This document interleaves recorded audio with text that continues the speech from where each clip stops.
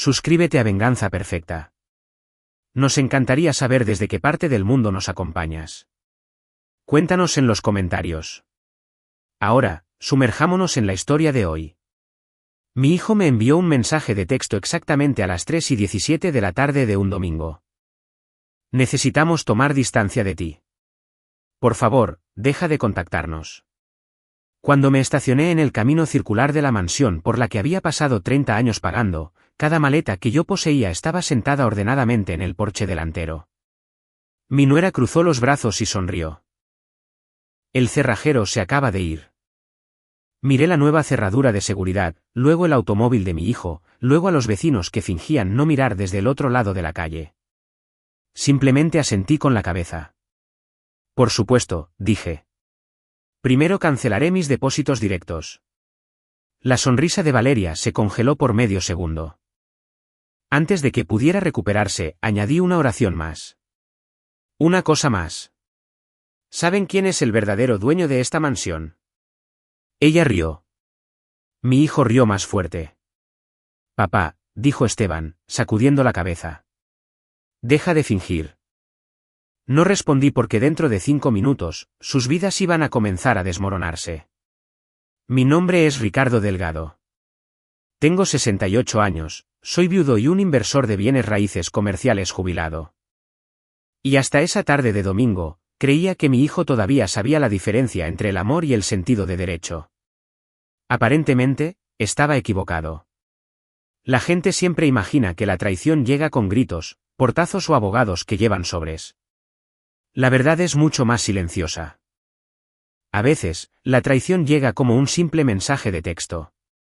A veces llega después de que has pasado toda tu vida asegurándote de que alguien más nunca tenga que luchar. Mi esposa Margarita solía decirme algo que nunca había entendido completamente hasta esa tarde. Ricardo, me decía, los niños no se vuelven exigentes de la noche a la mañana. Sucede un sacrificio a la vez. En aquel entonces, yo me reía. Ella no se reía. Me estaba advirtiendo. Había estado fuera el fin de semana asistiendo a un retiro benéfico organizado por una fundación de veteranos en San Miguel de Allende, Guanajuato. Sin centros turísticos de lujo, sin campos de golf, solo 3 días ayudando a veteranos retirados a la transición hacia programas de voluntariado civil. Esos fines de semana me recordaban por qué había pasado décadas construyendo suficiente riqueza para finalmente devolver algo. Esteban sabía exactamente dónde estaba. Antes de irme el viernes por la mañana, le había preguntado si necesitaba algo. Él había sonreído. No, papá. Disfrútalo. Valeria incluso me abrazó para despedirse. Conduce con cuidado. Nada parecía inusual. Nada me preparó para lo que me esperaba cuando regresé a casa. A medida que mi camioneta avanzaba por la puerta principal, noté algo extraño. El equipo de jardinería no había estado allí. La fuente no funcionaba. Un camión de mudanzas estaba estacionado junto al garaje. Fruncí el ceño. Tal vez estaban remodelando algo. Entonces vi mi equipaje, cada maleta, cada fotografía enmarcada. Cajas etiquetadas, papá. Incluso la mecedora de Margarita, la misma silla en la que había mecido a Esteban para dormirlo cuando era un bebé. Estaba sentada junto a los escalones de la entrada como basura no deseada. Me estacioné sin decir una palabra. Los trabajadores de la mudanza evitaron el contacto visual.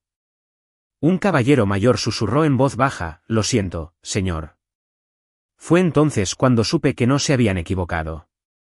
Valeria abrió la puerta principal antes de que yo la alcanzara. Parecía perfectamente compuesta. Blusa de diseñador, manicura fresca, taza de café en una mano, como si sacarme de mi propia casa fuera otro elemento en su lista de tareas del domingo. Ricardo, dijo ella. No me había llamado papá en años. Creo que es mejor si hacemos esto pacíficamente. ¿Qué estamos haciendo exactamente? Me entregó un sobre. Adentro había un folleto. Residencias de lujo para personas mayores, apartamentos privados, cenas en restaurantes, servicios de transporte, cuidado de la memoria. Levanté la vista. Me han inscrito en una comunidad de jubilados. Reservamos una unidad. Yo no pedí una.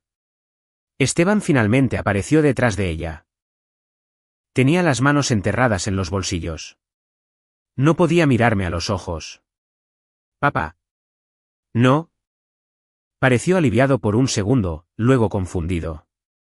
Quiero decir, dije con calma. No empieces con, papá. Dime qué está pasando realmente. Él respiró hondo. Hemos estado hablando con un consejero familiar. Yo no sabía eso. No se suponía que lo supieras. Valeria dio un paso adelante. El consejero cree que son necesarios límites más saludables. Casi sonreí. ¿El consejero me conoce? Silencio. No, admitió Esteban. Entonces, su consejero me diagnosticó sin siquiera haber hablado conmigo. Ninguno respondió. Valeria se cruzó de brazos. Te has vuelto emocionalmente dependiente. Lo soy. Llamas con demasiada frecuencia. Llamo 2 veces a la semana. Siempre quieres cenas familiares. Organizo cenas los domingos. Esperas demasiado. Asentí pensativamente. Ya veo. Esteban finalmente habló. Papá, necesitamos nuestras propias vidas. Nunca se los impedí. Tú siempre pagas por todo. Esa oración me tomó por sorpresa.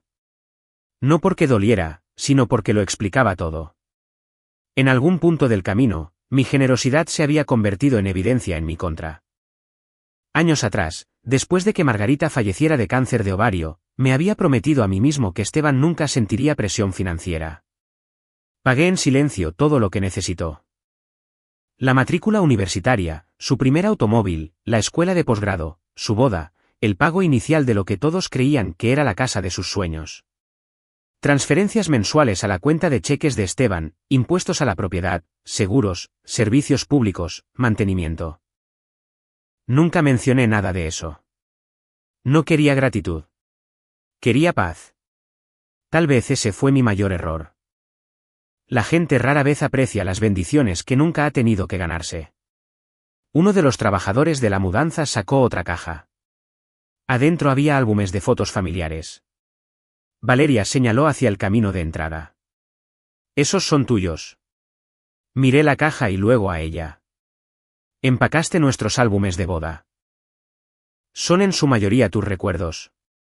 ¿Nuestros recuerdos? Ella se encogió de hombros. Ya no. Al otro lado de la calle, la señora Contreras se quedó paralizada junto a su buzón de correo. Había visto a Esteban crecer desde el jardín de niños hasta la edad adulta. Nuestras miradas se encontraron. Se veía horrorizada. Le di una sonrisa tranquilizadora. No tenía sentido avergonzar a nadie más. La humillación es lo suficientemente ruidosa sin que una audiencia la comente. Me volví hacia mi hijo. ¿Entonces este mensaje de texto? Levanté mi teléfono celular. Necesitamos tomar distancia de ti. Por favor, deja de contactarnos. Completamente. Él asintió con la cabeza. Lo decíamos en serio. Les creo. ¿No vas a discutir? No. Valeria casi parecía decepcionada. Se había preparado para una pelea. En cambio, obtuvo silencio. A veces, el silencio inquieta a las personas más que la ira. Metí la mano en el bolsillo de mi chaqueta y saqué mi teléfono celular. Abrí mi aplicación bancaria, toqué 2 veces, e hice una nota mental para el lunes por la mañana. Luego los miré a ambos. Por supuesto, dije, cancelaré mis depósitos directos a primera hora de mañana. Valeria soltó una risa corta y despectiva. Ay, por favor. Esteban se frotó la frente. Papá, no seas dramático. No lo soy. Luego sonreí. Una cosa más. Ambos me miraron. ¿Saben quién es el verdadero dueño de esta mansión? Valeria estalló en carcajadas. ¿Esto otra vez? Esteban se rió entre dientes. Papá, la casa es nuestra. Incliné la cabeza. Lo es. Ninguno de los dos notó la pregunta escondida dentro de mi respuesta. Ninguno había leído jamás un solo documento de propiedad. Ninguno había preguntado nunca por qué cada factura de impuestos llegaba en un sobre cerrado dirigido a otra persona. Ninguno se había preguntado nunca por qué cada factura de reparación me llegaba primero a mí. Simplemente asumieron. Y las suposiciones pueden volverse muy costosas. Yo mismo recogí la mecedora de Margarita. Merecía algo mejor que ser cargada por extraños. Antes de volver a subir a mi camioneta, miré a mi hijo por última vez. Espero, dije en voz baja, que algún día entiendas la diferencia entre ser dueño de una casa y que se te permita vivir en una. Luego me alejé conduciendo. Ni Esteban ni Valeria me siguieron. Ninguno llamó.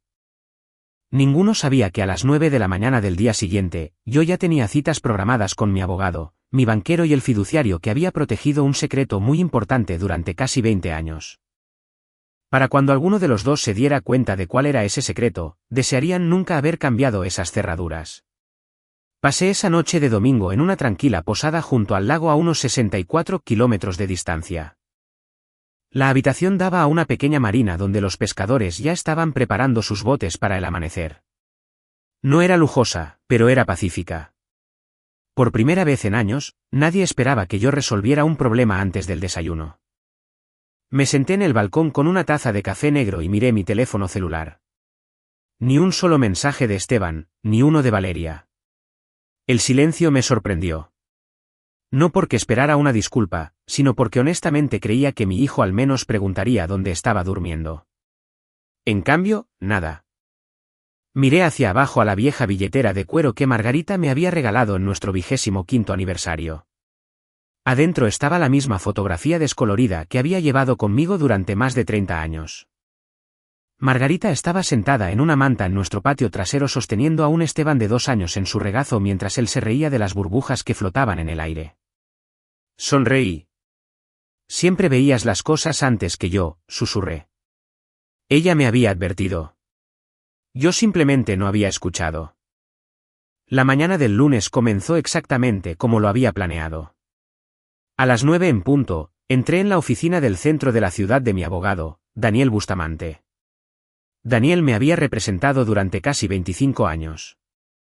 Se puso de pie, me estrechó la mano y luego miró mi bolso de viaje. ¿Te ves cansado? ¿Dormí bien? No te ves como un hombre que durmió bien. Sonreí. Mi hijo cambió las cerraduras ayer. Daniel no reaccionó de manera dramática. Los buenos abogados rara vez lo hacen. En cambio, preguntó en voz baja, ¿finalmente cruzaron la línea? Sí, asentí una vez. Temía que llegara este día. Esa oración me recordó algo. Daniel había sabido la verdad casi tanto tiempo como yo.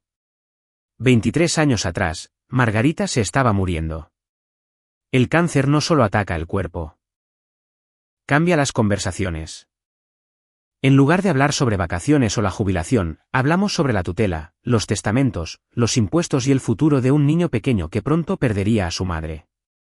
Una noche, ella extendió la mano a través de su cama de hospital y apretó la mía. Prométeme algo. Cualquier cosa. No dejes que el éxito destruya a Esteban. No lo hará. Puede hacerlo. Fruncí el ceño. Heredará lo suficiente para vivir cómodamente. Ella sacudió lentamente la cabeza. Eso es exactamente lo que me asusta. Yo no entendía, ella continuó. Si cree que todo simplemente se vuelve suyo, nunca aprenderá la gratitud. Esas palabras se quedaron conmigo mucho después de que ella se hubiera ido. Meses después, comencé a reestructurar todos los activos importantes que poseía, no para ocultar dinero, sino para proteger a mi hijo de él. Daniel abrió una gruesa carpeta azul. A lo largo de la portada había 5 simples palabras: Fideicomiso de Preservación Familiar Herrera. Todo sigue exactamente como Margarita lo solicitó, dijo. Nunca he cambiado una cláusula. Me entregó una copia. No necesitaba leerla. Prácticamente la había memorizado hacía años. Después de la muerte de Margarita, transferí casi todas las propiedades significativas al fideicomiso. Edificios de apartamentos, oficinas comerciales, cuentas de inversión, la cabaña del lago, y eventualmente, la mansión. No porque quisiera engañar a Esteban, sino porque la propiedad y la responsabilidad no son lo mismo. Quería que heredara ambas, no solo una. La gente a menudo imagina a las familias adineradas ocultando fortunas a través de complicados trucos legales. La verdad es mucho más simple. Los fideicomisos familiares son perfectamente comunes en México. Miles de familias los usan todos los días. Evitan la legalización de testamentos, protegen la propiedad, brindan privacidad, ayudan con los impuestos. Lo más importante es que permiten a los padres decidir cómo y cuándo pasan los activos a las futuras generaciones. Margarita creía que la herencia debía recompensar la madurez, no la edad. Mirando en retrospectiva, creo que tenía razón. La mansión en sí tenía una historia inusual. La mayoría de la gente, incluido Esteban, creía que la había comprado poco después de jubilarme. Eso no era del todo cierto. En realidad, había comprado la propiedad a través del fideicomiso casi 18 años antes, después de un embargo bancario. En ese momento, necesitaba casi 2 años de renovación, plomería nueva, trabajo eléctrico, reemplazo del techo, reparaciones de los cimientos. Había sido una de las mayores inversiones de mi vida. Cada mejora había sido aprobada a través del fideicomiso. Cada contratista me informaba a mí. Cada factura llegaba a mi oficina. Cuando Esteban se casó con Valeria, los invité a mudarse. Les ahorrará dinero, yo había dicho. Pueden quedarse el tiempo que necesiten. Esa fue la oración exacta. Quedarse, no poseer, no heredar. Quedarse. Aparentemente, esas palabras significaban cosas muy diferentes. Daniel se recostó. Asumo que quieres comenzar a retirar el apoyo financiero. No quiero venganza. No, quiero la realidad. Él sonrió. Siempre he admirado eso de ti.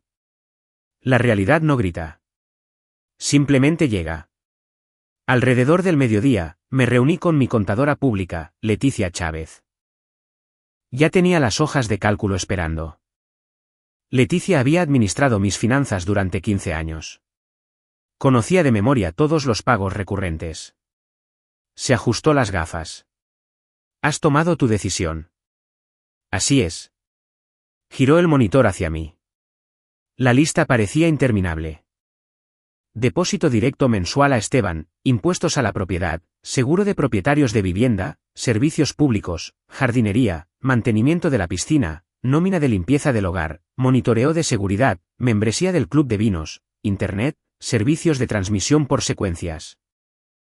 Mantenimiento del garaje, seguro de vehículos, cuotas anuales de la asociación de propietarios, decoración de temporada, iluminación festiva. Me quedé mirando los números. Durante años, apenas los había notado. Simplemente eran parte de cuidar a mi familia. Leticia preguntó en voz baja, ¿conoces el total mensual? Nunca lo he sumado. Hizo clic en un botón. Apareció el total. 323.087 pesos con 97 centavos al mes. Parpadeé. Honestamente no tenía idea. Has estado apoyando los gastos de 3 generaciones. Me reí suavemente. Con razón piensan que este estilo de vida es normal. Leticia me miró con cuidado. Necesito hacer una pregunta. Adelante. Si Esteban llamara mañana y se disculpara, ¿restaurarías todo? Lo pensé más tiempo del que probablemente esperaba. Finalmente, respondí. No. Parecía sorprendida. Lo perdonaría, pero no lo rescataré de las lecciones que necesita aprender. Ella sonrió. Margarita lo aprobaría. Esperaba que tuviera razón. A media tarde, visité el Banco del Bajío. Conocía al gerente de la sucursal, Francisco Morales, desde antes de que Esteban se graduara de la escuela preparatoria. Me saludó calurosamente. Ricardo, qué bueno verte. Necesito detener varias transferencias recurrentes. No hay problema. Abrió las cuentas. Todo. Levantó la vista. Situación familiar. Desafortunadamente. Francisco asintió. No hizo otra pregunta. La experiencia les enseña a los banqueros la misma lección que a los abogados. El dinero cuenta su propia historia. Mientras me alejaba conduciendo del banco, los recuerdos me inundaron. Recordé el primer partido de ligas menores de Esteban. Se había ponchado 3 veces. En el viaje a casa, lloró: nunca seré lo suficientemente bueno. Me había estacionado junto a un campo de maíz y le dije algo que mi padre me dijo una vez. El mundo no te debe otra oportunidad, pero si sigues presentándote, la vida por lo general te da una. Él había sonreído a través de las lágrimas. Para la siguiente temporada, era uno de los mejores bateadores del equipo. Ese niño entendía la perseverancia. Entonces, ¿a dónde se había ido? ¿Cuándo se había convertido el aliento en expectativa? ¿Cuándo se había convertido la gratitud en un sentido de derecho? Todavía no podía responder esas preguntas. A última hora de esa noche, mi teléfono finalmente vibró. No era Esteban, no era Valeria, era la señora Contreras, nuestra vecina de mucho tiempo. Ricardo, dijo suavemente. Espero que no te importe que llame. Por supuesto que no. Solo quería asegurarme de que estás bien. Estoy bien. Ella vaciló. Ha habido bastantes discusiones en la casa hoy. Me mantuve en silencio. Los jardineros se fueron después de decir que alguien no les había pagado. Ya veo. Y 2 camiones de reparto se dieron la vuelta. Le agradecí por estar pendiente de mí. Antes de colgar, añadió en voz baja: te he visto criar a ese niño desde que tenía 5 años. Sí. No creo que se dé cuenta de cuánto has hecho. ¿No? Miré a través del lago oscuro por mi ventana. No lo sabe. No todavía. Pero la realidad tiene una manera notable de presentarse. Y para el final de la semana, mi hijo estaba a punto de recibir una educación que ninguna cantidad de dinero podría comprar. La mañana del martes fue inusualmente tranquila. Me desperté antes del amanecer, preparé una olla de café y salí al porche de la pequeña cabaña junto al lago que había alquilado para el mes. El lago estaba perfectamente quieto.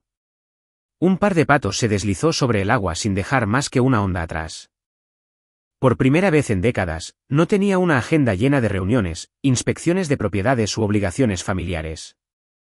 Se sentía extraño, no solitario, solo poco familiar. Mi teléfono celular descansaba en la pequeña mesa junto a mí. Todavía nada de Esteban. Eso me sorprendió más que nada. No porque esperara una disculpa, sino porque sabía exactamente qué había sucedido durante la noche. Las transferencias automáticas se habían detenido.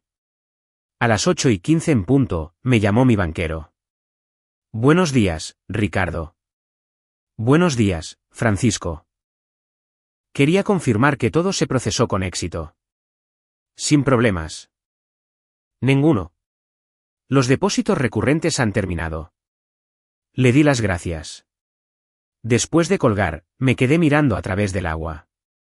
Durante casi 15 años, esos depósitos habían llegado a la cuenta de cheques de Esteban el primer día hábil de cada mes con la precisión de un reloj. Nunca tuvo que pedirlo. Nunca tuve que recordárselo. El dinero simplemente aparecía. En algún momento, dejó de preguntarse de dónde venía. Alrededor de las 10 de la mañana, mi contadora pública, Leticia, envió por correo electrónico la confirmación de que cada pago restante del hogar también había sido cancelado. El contrato de jardinería, la nómina de limpieza, el mantenimiento de la piscina, el monitoreo de seguridad privada, los servicios públicos facturados a través de mi oficina, el reembolso del seguro de propiedad, todo perfectamente legal, perfectamente documentado, perfectamente silencioso. Sin confrontaciones dramáticas, sin discursos furiosos. La realidad rara vez se anuncia. Simplemente llega. A las 10:42 de la mañana, sonó mi teléfono celular. Esteban. Miré su nombre durante varios segundos antes de contestar. Buenos días, papá. Su voz sonaba irritada. Mi banco dice que la transferencia no llegó. Lo sé. ¿Qué pasó? ¿La cancelé? Silencio. Entonces, ¿por qué? Pediste distancia. ¿Qué tiene que ver eso con nada? Casi me reí. Todo. Papá, eso es completamente diferente. ¿Lo es? El dinero no se trata de que hablemos. No, se trata de ayudar a tu familia. Lo he hecho durante años. Él suspiró ruidosamente. Vamos, papá. No. Otro largo silencio. Luego bajó la voz. Valeria está molesta. Siento escuchar eso. No puedes simplemente detenerte. Ya lo hice. Su tono se endureció. Así que esto es un castigo. No, son límites. Él no respondió. Finalmente, murmuró, te llamaré más tarde. Aquí estaré. La línea se cortó. Alrededor de 1 hora más tarde, la señora Contreras llamó de nuevo. Espero no estar molestándote. ¿Para nada? Tienes un gran espectáculo por aquí. Sonreí. ¿Qué pasó? El equipo de jardinería vino y dijeron que no les habían pagado. Asentí. Empacaron todo y se fueron. ¿Qué más? La compañía de la piscina llegó. Ellos también se fueron. Le agradecí de nuevo. Ella vaciló. ¿Ricardo? Sí. Valeria les estaba gritando a todos. Me imagino que sí. No creo que entienda por qué se están yendo. No. No dejaba de decir que tenía que haber algún error. No lo había. La señora Contreras suspiró. He vivido frente a tu familia durante 20 años. Lo sé. Nunca había visto esa casa tan callada. Yo tampoco. Para el miércoles por la tarde, la situación se había acelerado. Llegó otra llamada, esta vez de Carlos, el administrador de propiedades con el que había trabajado durante casi 12 años. Quería que supieras algo. ¿Qué es? El contratista de aire acondicionado y calefacción pasó por ahí y no quisieron comenzar el mantenimiento de temporada porque la cuenta estaba cerrada. Asentí. Gracias. Preguntaron si los dueños de la casa querían reabrir la facturación. ¿Qué les dijiste? Les dije que solo el propietario legal podía autorizar eso. Bien. Carlos vaciló. También recibí una llamada telefónica de tu nuera. No pude evitar sonreír. ¿Qué quería? Exigió copias de cada contrato de mantenimiento. ¿Qué le dijiste? Le dije que no figuraba como propietaria del inmueble. Él se rió suavemente. Eso no le gustó. Me imagino que no. Esa noche, decidí visitar a un viejo amigo, Jorge Herrera. Sin parentesco a pesar del apellido, era dueño de un pequeño restaurante a las afueras de San Miguel de Allende. Me sirvió café incluso antes de que me sentara. Se aclaró la garganta. ¿Tienes esa mirada? ¿Qué mirada? La que dice que llevas algo pesado. Le conté todo. No todos los detalles financieros, solo la historia. Cuando terminé, Jorge limpió en silencio el mostrador. Mi padre echó a su propio papá una vez. ¿Lo hizo?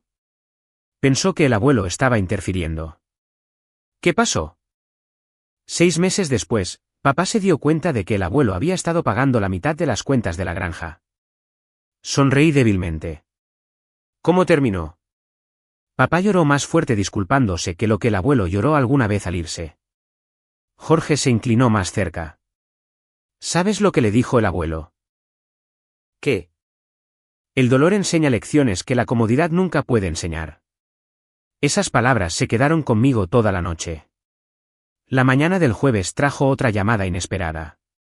Esta vez era mi agente de seguros. Ricardo, quería verificar algo. Adelante. Recibimos una solicitud para transferir la póliza de seguro de la vivienda a nombre de Esteban. Esperaba eso. La solicitud no pudo ser completada. Sé por qué. Los documentos de propiedad no coinciden. ¿Correcto? Él bajó la voz. Asumo que no quieres que discutamos la propiedad. No hasta que sea legalmente necesario. Entendido. Otra pieza había encajado silenciosamente en su lugar. El viernes por la tarde, casi 5 días después de cambiar las cerraduras, Esteban apareció en la cabaña junto al lago. Se veía exhausto.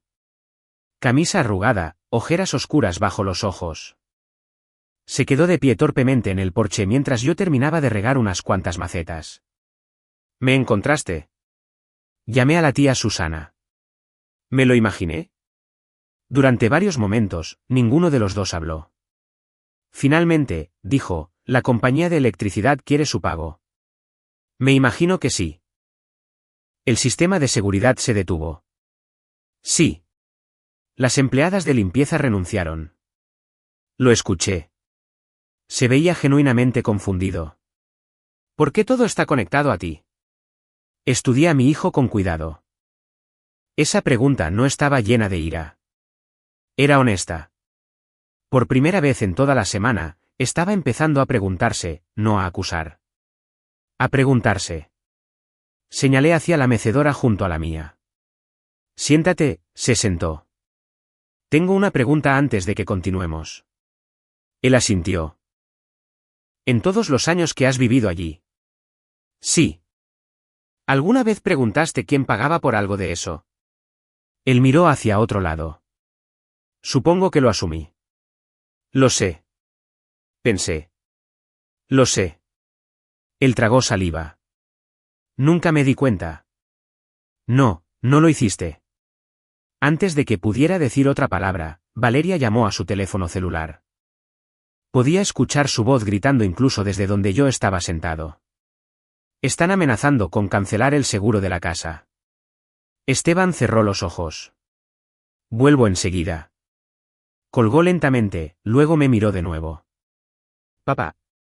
Sí. ¿Qué no me estás diciendo? Tomé un largo sorbo de café antes de responder. Nada. Su frente se arrugó. Pero... simplemente nunca hiciste las preguntas correctas. Se fue 20 minutos después con muchas más preguntas que respuestas. Vi su automóvil desaparecer por el estrecho camino rural. Por primera vez desde que esto comenzó, no vi arrogancia en su rostro. Vi incertidumbre, y la incertidumbre es a menudo la primera grieta en el sentido de derecho. Mientras tanto, al otro lado de la ciudad, Valeria se negaba a aceptar lo que Esteban finalmente había comenzado a sospechar. Todavía creía que esto no era más que el engaño de un anciano. Desafortunadamente para ella, los registros de propiedad del municipio no tenían interés en proteger sus suposiciones. El lunes siguiente comenzó con un golpe en la puerta de mi cabaña. No era Esteban. No era Valeria. Era un mensajero. Ricardo Delgado. Ese soy yo. Me entregó un sobre grueso que requería mi firma. La dirección del remitente pertenecía a uno de los bufetes de abogados más grandes de la Ciudad de México. Sonreí incluso antes de abrirlo. Valeria había contratado a un abogado. Regresé adentro, me serví otra taza de café y me senté junto a la ventana que daba al lago. La carta era exactamente lo que esperaba. Me acusaba de coerción financiera, manipulación emocional, represalias contra miembros de la familia. Exigía que restaurara de inmediato todo el apoyo financiero y proporcionara documentación que demostrara que no tenía intereses de propiedad en la mansión. En la parte inferior había una oración que me hizo reír entre dientes. Nuestros clientes son los propietarios y ocupantes legítimos del inmueble. Interesante, susurré. Están a punto de aprender la diferencia entre creer algo y probarlo. Una hora más tarde, me reuní con Daniel Bustamante en su oficina. Leyó la carta sin cambiar su expresión. Cuando terminó, la deslizó sobre el escritorio. Están mintiendo. Eso pensé. Esperan que entres en pánico. No lo haré. Él sonrió. Lo sé. Daniel tomó otra carpeta. Esta era mucho más delgada. Eventualmente, dijo él, su abogado va a solicitar los registros de propiedad del municipio. Espero eso. Y cuando lo hagan, finalmente dejarán de discutir conmigo. Comenzarán a discutir con la realidad. Esa era una de las razones por las que había confiado en Daniel durante tantos años. Nunca dramatizaba la ley. La ley no necesitaba drama. Los hechos eran suficientes. 2 días después, Daniel llamó. Ya solicitaron los registros. Más temprano de lo que esperaba. ¿Qué pasa ahora? Esperamos. ¿Eso es todo? Eso es todo. A veces las personas imaginan las batallas legales como escenas dramáticas en los tribunales. La mayoría de los momentos importantes ocurren en salas de conferencias, unas tranquilas con un café que sabe terrible. Esa tarde de jueves al otro lado de la ciudad, Esteban y Valeria estaban sentados dentro de la oficina de su abogado. Yo no estaba allí, pero semanas después, Esteban me contó exactamente lo que sucedió. El abogado se presentó. Su nombre era Miguel Garza. Se especializaba en derecho de propiedad. Valeria no perdió tiempo. Mi suegro está tratando de obligarnos a irnos. Miguel asintió cortésmente. Tienen las escrituras. Es nuestra casa. Lo entiendo. Su nombre no está en ninguna parte. Miguel sonrió profesionalmente. Vamos a verificar eso. Inició sesión en la base de datos de propiedades del municipio, escribió la dirección y presionó la tecla de entrar. La habitación se quedó en mucho silencio. Valeria se inclinó hacia adelante. ¿Qué dice? Miguel no respondió de inmediato. En cambio, leyó cada página con cuidado. Luego abrió otro documento y otro. Finalmente, Esteban preguntó, ¿y bien, qué pasa? Miguel se quitó lentamente las gafas. El inmueble no es propiedad de ninguno de los dos. Valeria frunció el ceño. ¿Cómo? ¿Quién es el propietario legal? Él volvió a mirar la pantalla. El Fideicomiso de Preservación Familiar Herrera. Ella parpadeó. ¿Quién es ese? Miguel siguió leyendo. El fideicomiso fue establecido hace 23 años. Esteban se movió incómodo. Entonces, ¿quién lo controla? Miguel abrió un último documento. Sus cejas se levantaron ligeramente. El único fiduciario. Los miró directamente. Es Ricardo Delgado. Ninguno de los dos habló. Según Esteban, pasaron casi 30 segundos antes de que Valeria riera. Eso es imposible. Miguel giró calmadamente su monitor hacia ellos. No lo es. Ella se inclinó más cerca. Tiene que haber otro documento. No lo hay. ¿Qué hay de nuestros nombres? No aparecen en las escrituras. ¿Qué hay de la hipoteca? La propiedad ha estado libre de deudas durante años. ¿Qué hay de todas las renovaciones? Fueron aprobadas a través del fideicomiso. Valeria miró a Esteban. ¿Tú sabías esto? Él sacudió lentamente la cabeza. No. Miguel no había terminado. Hay algo más. Imprimió otra página. Este fideicomiso contiene condiciones de distribución. ¿Qué significa eso?, preguntó Esteban. Significa que la propiedad no se transfiere automáticamente.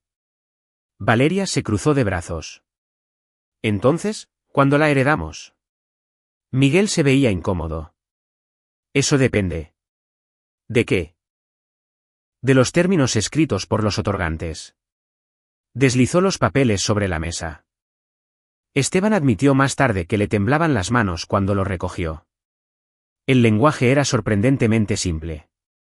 Margarita había insistido en eso. Sin jerga legal confusa, solo instrucciones claras. La mansión y varias otras propiedades eventualmente pasarían a Esteban solo si demostraba una administración financiera responsable, mantenía un empleo estable, evitaba problemas legales significativos y mantenía una relación respetuosa con los miembros de la familia inmediata. Valeria se quedó mirando la página. Eso es ridículo. Miguel respondió en voz baja. Ya sea ridículo o no, es legalmente exigible. Ella se veía furiosa. Entonces, solo porque él dice que no fuimos respetuosos. Miguel interrumpió suavemente. No importa lo que él diga.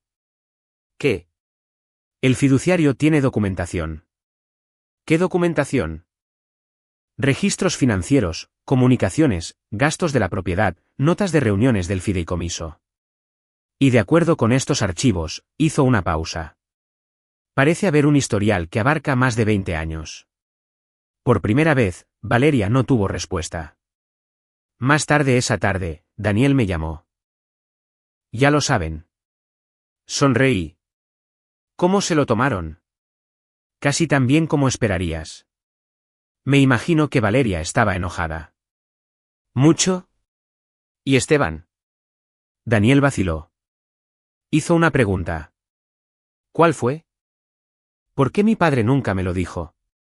Miré hacia el lago. Allí estaba. No ira, no negación, sino confusión.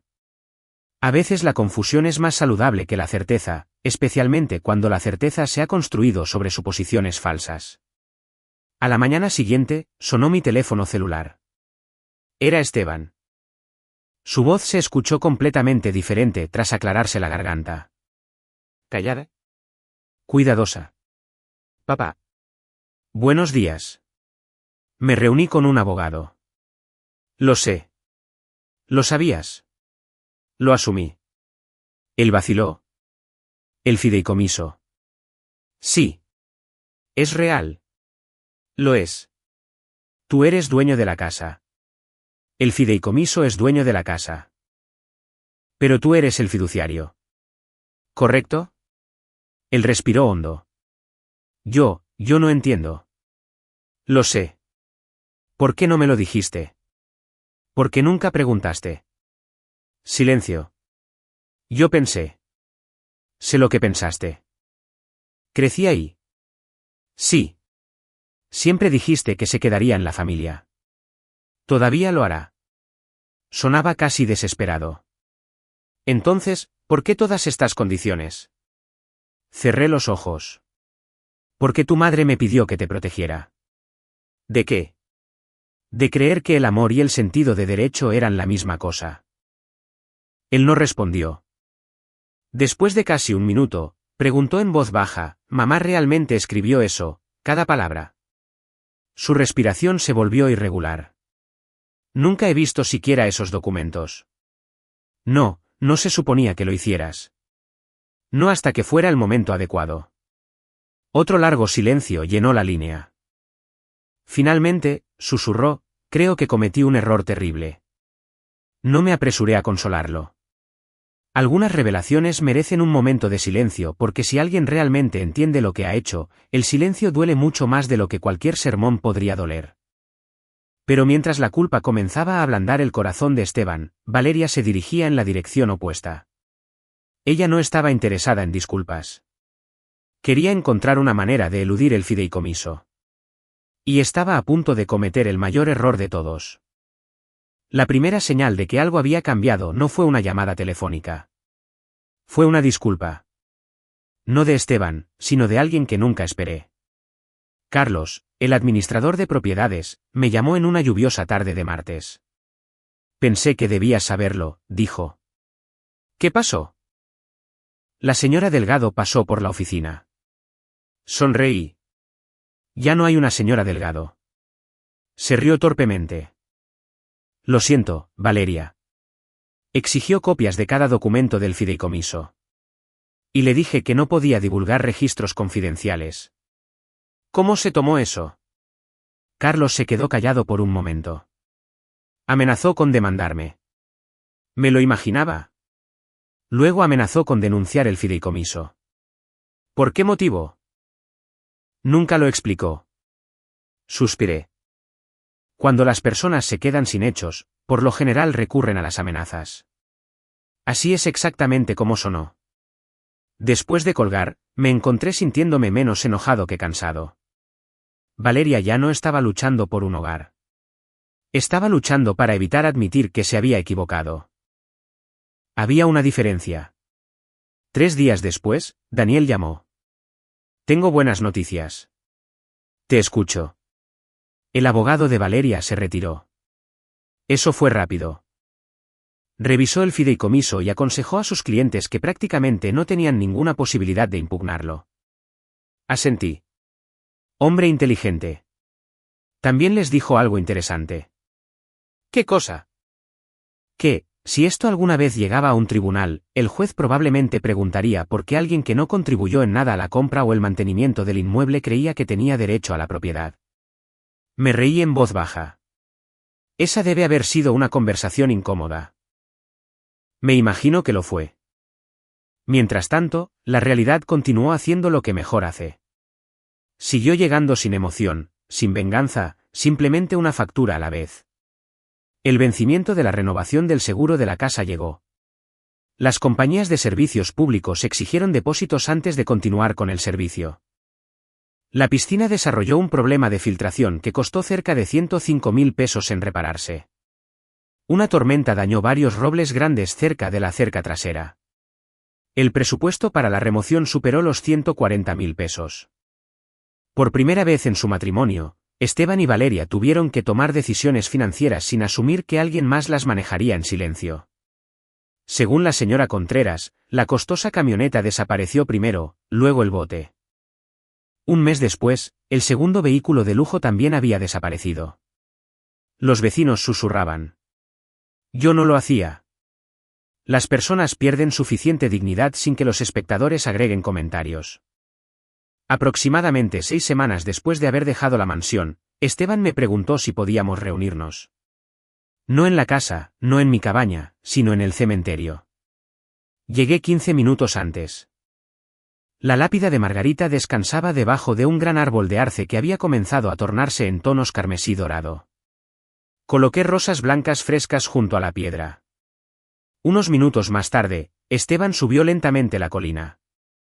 Se veía diferente, no porque hubiera envejecido, sino porque algo dentro de él lo había hecho.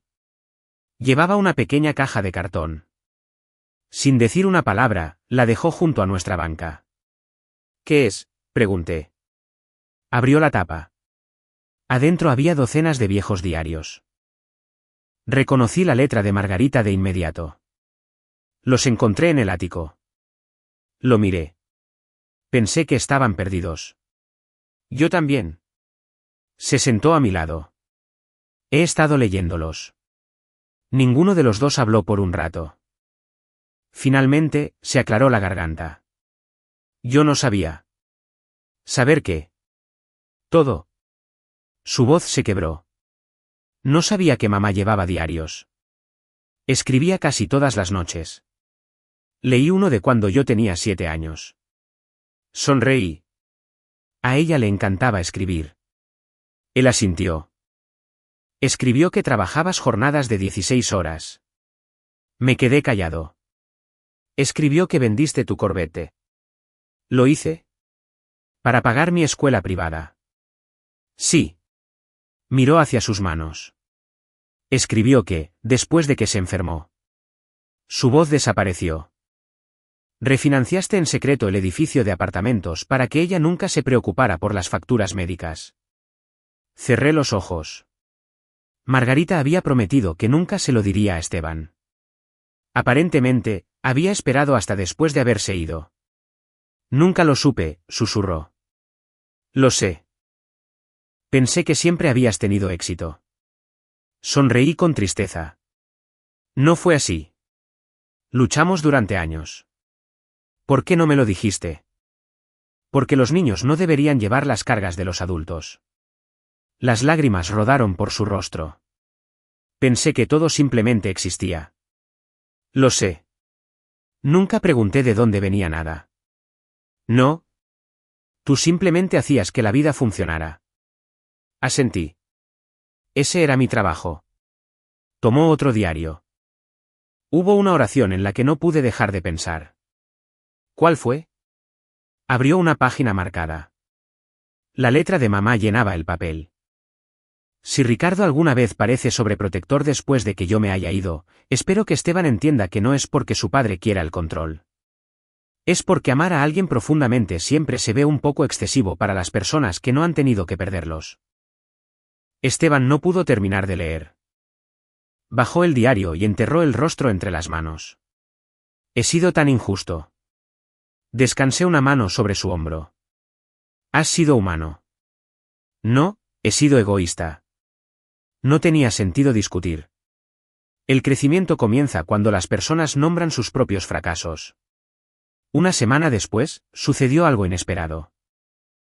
Valeria me llamó. Casi no contesto. Casi. Hola. Durante varios segundos, no habló. Finalmente, dijo, te debo una disculpa. Esperé. Te juzgué antes de conocerte. Me mantuve en silencio. Convencí a Esteban de que aceptar tu ayuda significaba que esperabas el control. Aún así, no dije nada.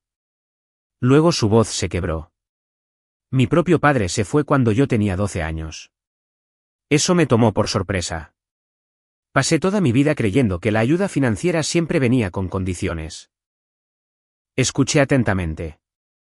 Así que cada vez que pagabas por algo, sorbió por la nariz, asumía que llevabas la cuenta. No lo hacía. Ahora lo sé. Respiró temblorosamente. También leí los diarios de Margarita. Eso me sorprendió. Esteban me los mostró y finalmente entendí por qué nunca nos recordaste acerca del dinero. Hizo una pausa. Querías que nos sintiéramos seguros. Sí. En cambio, se sintieron controlados. Sí. Lo siento. Por primera vez desde que todo esto comenzó, le creí. No por sus palabras, sino porque no quedaba ira detrás de ellas, solo arrepentimiento. Unos días después, Esteban me invitó a cenar. No en la mansión. Se habían mudado a una modesta casa de alquiler de 3 habitaciones al otro lado de la ciudad. Cuando llegué, el mismo Esteban abrió la puerta. Sin vino caro, sin comida preparada por un servicio de banquetes, solo un guiso casero hirviendo a fuego lento en la estufa. Valeria me saludó con una sonrisa nerviosa. Espero que todavía te gusten las tortillas hechas a mano. Me gustan. La casa era sencilla, más pequeña, más cálida. Durante la cena, nadie mencionó abogados ni dinero ni el fideicomiso. En cambio, hablamos sobre béisbol, sobre Margarita, viejas vacaciones y recetas familiares. En un momento dado, noté a Esteban lavando los platos sin que se lo pidieran. Valeria se rió mientras la harina cubría la barra de la cocina. La costosa mansión alguna vez había hecho eco con un sentido de derecho. Esta pequeña casa de alquiler hacía eco con algo que casi había olvidado. Paz. Mientras conducía de regreso al lago esa noche, me di cuenta de algo importante. La mansión nunca había sido la herencia.